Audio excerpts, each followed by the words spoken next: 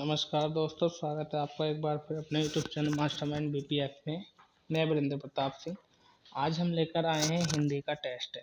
देखिए, यदि हम बात करें इस हिंदी के टेस्ट की, तो लगभग सभी प्रतियोगिता परीक्षाओं में ये वे महत्वपूर्ण प्रश्न हैं जो अक्सर पूछे जाते हैं। ठीक है, और यदि हम बात करें इनके पूछे जाने की, तो यहाँ पर ऑनलाइन टेस्ट है। ये आपका ऑनलाइन टेस्ट दे रहे हैं।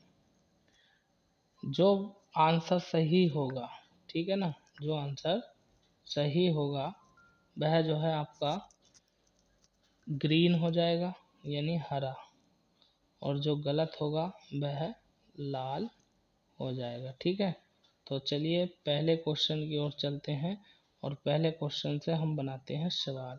स्वागत शब्द का हिंदी विच्छेद कीजिए। तो ए ऑप्शन से प्लस आगत, बी सु प्लस आगत, और सी स्व प्लस गत, और डी स्व प्लस आगत। बताइए कौन सा आंसर सही होगा जी। चलिए चेक कर लेते हैं। तो आपका बी ऑप्शन यहाँ पर सही हुआ है, जो था आपका सु प्लस आगत। अगले क्वेश्चन की यदि हम बात करें तो देखिए यहाँ पर कर रखा है, बता रखा है। कैसे बता रखा है? जैसे कि यहाँ पर निम्नलिखित में कौन सा शब्द स्त्रीलिंग में प्रयुक्त होता है। तो देखिए, जो रेड कलर का है वह गलत है, जो ग्रीन कलर का है आपका, ग्रीन कलर का वह सही है। ये वाला सही है, जो रेड कलर का होगा वह गलत होगा। तो यहाँ से हम बात करते हैं, बुढ़ापा पुल्लिंग है, हिमालय पुल्लिंग है, और लड़कपन ये भी पुल्लिंग है। आपका जो सी ऑप्शन है बनावट, ये आपका सही आंसर हो जाएगा।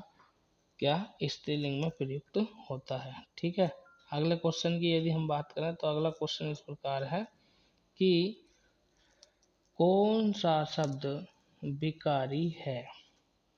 आपने बताना है विकारी शब्द। ए ऑप्शन क्रिया विशेषण है, या विशेषण है, या संबंध बोधक है, या डी ऑप्शन समुच्चय बोधक है। तो बताइए कौन सा शब्द विकारी है। देखिए, शब्द दो प्रकार के होते हैं, विकारी और अविकारी। विकारी यदि हम बात करें विकारी की, तो जिनमें परिवर्तन हो, और अविकारी जिनमें परिवर्तन नहीं हो। ठीक है, तो यहाँ पर बताना है आपने विकारी शब्द, क्रिया विशेषण, विशेषण, संबंधवाचक, समुच्चय बोधक। तो देखिए, जो विशेषण होता है वह विकारी शब्द होता है। ठीक है, यहाँ पर बी ऑप्शन आपका आंसर हो जाएगा। अगले क्वेश्चन की ओर बढ़ते हैं। अगला क्वेश्चन है आपका कि निम्नलिखित में कौन सा शब्द इम प्रत्यय का अशुद्ध रूप है। तो नैतिक ए ऑप्शन, बी सामाजिक, सी रासायनिक, और डी ऐतिहासिक। तो आपने बताना है कौन सा आंसर इसका सही होगा, यानी कौन सा शब्द इम प्रत्यय का अशुद्ध है। तो यदि हम बात करें इम प्रत्यय के अशुद्ध की, तो आपका आंसर सामाजिक हो जाएगा। ठीक है, अगला क्वेश्चन, निम्न में से द्विगु समास का उदाहरण है। तो द्विगु समास बताना आपने, क्या पीताम्बर में द्विगु समास है, क्या नेत्रहीन में द्विगु समास है, या चौराहा में द्विगु समास है, या रुपये पैसा में द्विगु समास है। यदि हम बात करें द्विगु समास की, तो यहाँ पर जो आपका चौराहा है वह द्विगु समास है। ठीक है, चार राहों का समूह जो संख्यावाचक होता है वही द्विगु समास कहलाता है। ठीक है, अगले क्वेश्चन की ओर चलते हैं। अगला क्वेश्चन है, उद्भव के आधार पर निम्न में से कौन सा शब्द भेद नहीं है। ठीक है, तत्सम, रूढ़, तद्भव, या विदेशी। आपने बताना है उद्भव के आधार पर। तो क्वेश्चन नंबर 6 का आंसर हो जाएगा आपका ऋण शब्द।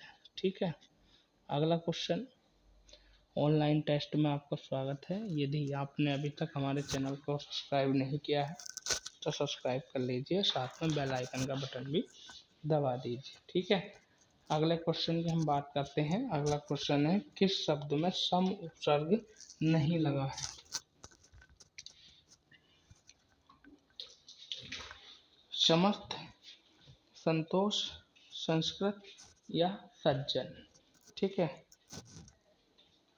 जी हाँ, बिल्कुल, सम उपसर्ग नहीं लगा है किस शब्द में, ये बताना है आपको। सज्जन, सज्जन में सम उपसर्ग नहीं लगा है। अगला क्वेश्चन, निरपेक्ष का सही विलोम है। पहले तो आपने ये पता होना चाहिए कि निरपेक्ष का अर्थ क्या होता है, ठीक है। यदि आपको इसका अर्थ पता होगा तभी आप बता पाएंगे, और जब अर्थ पता होगा तो सीधे का उल्टा आप आराम से बता देंगे, ठीक है। तो देखिए, इसका होता है सापेक्ष। सापेक्ष का मतलब होता है जो दिखाई दे, और निरपेक्ष जो ना दिखाई दे। अगला क्वेश्चन देखिए, यहाँ पर हम बात कर रहे हैं ऑनलाइन टेस्ट की, और टेस्ट किसका है, हिंदी का, ठीक है। यदि आपको व्हाट्सअप नंबर चाहिए हमारा, तो व्हाट्सअप नंबर ये है,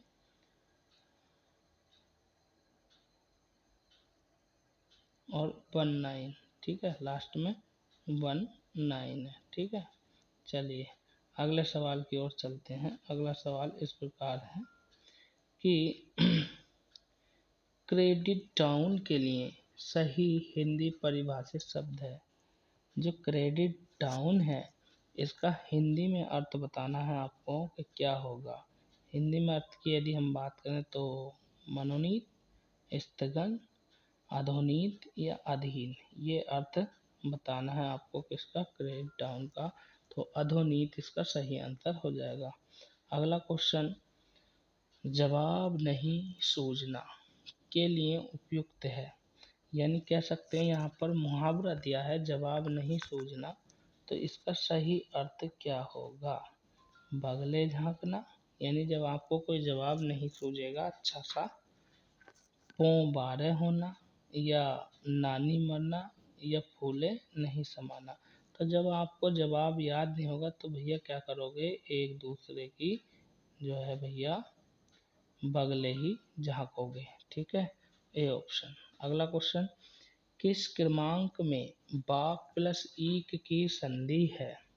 तो पहले तो आपको ये पता होना चाहिए कि बाक प्लस ईस से मिलकर क्या बनेगा, बाकीस या बागीस, ठीक है। तो आपने जो फोकस करना है ए ऑप्शन और डी ऑप्शन पर ज़्यादा फोकस करना, इन दोनों में से ही आपका एक आंसर होगा, ठीक है।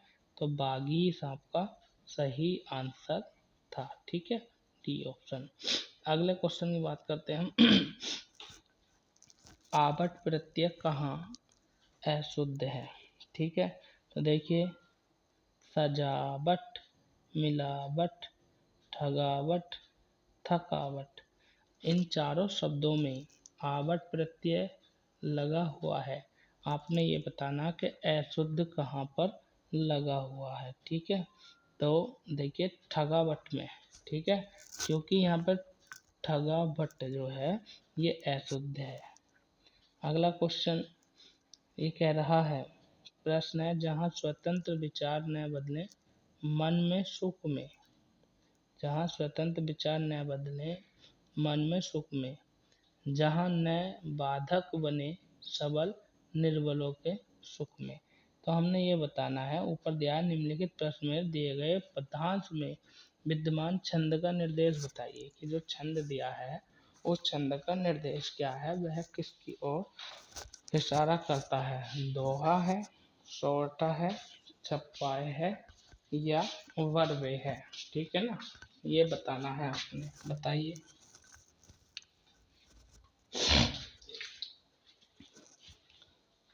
जहाँ स्वतंत्र विचार न बदले मन सुख में, जहाँ न बाधक बने सबल निर्बलों के सुख में, ठीक है। तो इसका जो सही आंसर होगा आपका वह होगा वर्वे।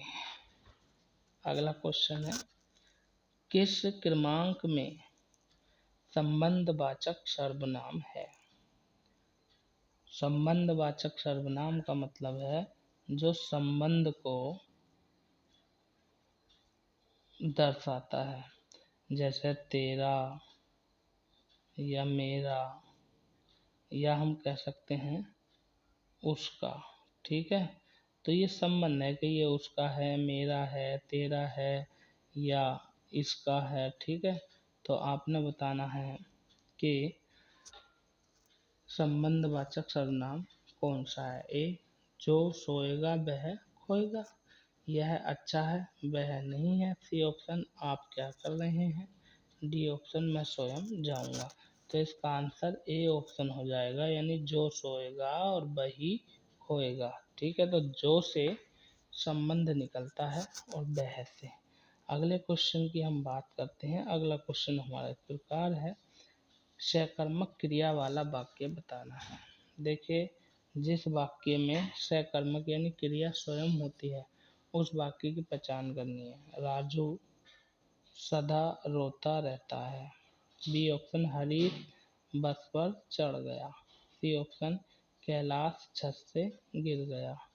सतीश ने केले खरीदे। तो आपने बताना है कि सकर्मक क्रिया यानी कर्म के साथ क्रिया का होना सकर्मक क्रिया कहलाता है। तो इसका आंसर हो जाएगा आपका डी ऑप्शन, सतीश ने केले खरीदे। ठीक है, 16वां क्वेश्चन आपका, किस क्रम में अधिकरण कारक का उदाहरण नहीं है। अधिकरण कारक, कारक की यदि हम बात करें तो विभक्ति चिन्हों से भी हम कारक को, जैसे कर्ता ने, कर्म को, क्रिया से, इस तरह से। ठीक है ना, तो आपने बताना अधिकरण कारक का उदाहरण निम्न में से कौन सा नहीं है। ए ऑप्शन, छत पर खेलो। बी ऑप्शन, पिताजी कार्यालय में है। सी ऑप्शन, अलमारी में कपड़े रखे हैं। डी ऑप्शन, सुधीर का पेन है। ठीक है, तो आपने बताना है इसमें से किस में अधिकरण कारक है। तो चलिए इसका आंसर चेक करते हैं। डी ऑप्शन, यह सुधीर का पेन है। ठीक है, अधिकार है उसका, अधिकरण हो गया। क्वेश्चन नंबर 17, प्रश्न में दिए गए वाक्यों की जगह प्रत्ययों की प्रकृति और भेद बताइए। यानी जो प्रत्यय है उसकी प्रकृति और भेद बताना। जैसे प्रश्न है, तेरा अंदाज सहाना, मेरी सूरत फकीराना। ठीक है, तेरा अंदाज सहाना, मेरी सूरत फकीराना। इसमें प्रत्यय बताना है आपने। तो देशज प्रत्यय है, तद्भव प्रत्यय है, या विदेशज प्रत्यय है, या तत्सम प्रत्यय है। ठीक है, तो देखिए यहाँ पर विदेशज प्रत्यय का प्रयोग किया गया है। ठीक है, किसमें, तेरा अंदाज सहाना, आना, मेरी सूरत फकीराना, यानी आना विदेशज प्रत्यय है। अगले क्वेश्चन की ओर बढ़ते हैं। अगला क्वेश्चन है हमारा, किस क्रमांक का शब्द तद्भव है। यानी आपने तद्भव शब्द बताना। ओष्ठ यानी होठ, उल्लू यानी जो आउल होता है उल्लू, बानर यानी बंदर, और मृत्तिका। आपने बताना तद्भव। तो देखिए, एक आम भाषा में हम कह सकते हैं, जो बोलचाल में हम शब्द प्रयोग करते हैं वह तद्भव होते हैं, और जो संस्कृत से लिए जाते हैं वह शब्द तत्सम होते हैं। तो आपने तद्भव बताना। ठीक है, तो उल्लू या बानर, इन दोनों पे आप फोकस कीजिए, यहीं से आपका आंसर निकलेगा। ठीक है, तो उल्लू जो है हम आम भाषा में बोल देते हैं कि देखो कैसे उल्लू की तरह निहार रहा है। ठीक है, अगला क्वेश्चन, निर्विकार में कौन सी संधि है। तो हमने बताना है निर्विकार में व्यंजन संधि है, दीर्घ संधि है, विसर्ग संधि है, या गुण संधि है। ठीक है, तो देखिए नी प्रत्यय लगा है यहाँ पर, और प्लस विकार शब्द है। ठीक है, निर्विकार। ठीक है, अब यहाँ पर आपने बताना है इसमें कौन सी संधि है। तो विसर्ग संधि। ठीक है, विसर्ग संधि। यहाँ पर टेस्ट बहुत फास्ट चल रहा है। चलिए 20वें क्वेश्चन की यदि हम बात करें तो यह इस प्रकार है, निम्नलिखित प्रत्यय, निम्नलिखित प्रत्येक वाक्य के लिए उनके नीचे दिए गए विकल्पों में से उसके प्रकार को चिन्हित कीजिए। ईश्वर कर तुम्हारा जीवन सुख में हो, यानी ईश्वर करे होता है यहाँ पर। ठीक है ना, कर की जगह करे होता। ईश्वर करे तुम्हारा जीवन सुख में हो। आपने बताना है कि इस वाक्य में संकेतवाचक वाक्य है, संदेहवाचक है, इच्छावाचक या विधिवाचक। तो देखिए उसके मन की इच्छा यहाँ पर प्रकट हो रही है। ठीक है, तो आपने बताना है। लो हमने बता दिया इच्छावाचक वाक्य था। ठीक है, यदि हम बात करें यहाँ से तो पूरे 20 क्वेश्चन हमारे हो गए हैं। ठीक है, यदि ये आपको वीडियो पसंद आया हो तो चैनल को सब्सक्राइब करें, वीडियो को लाइक करें। चलिए, थैंक यू।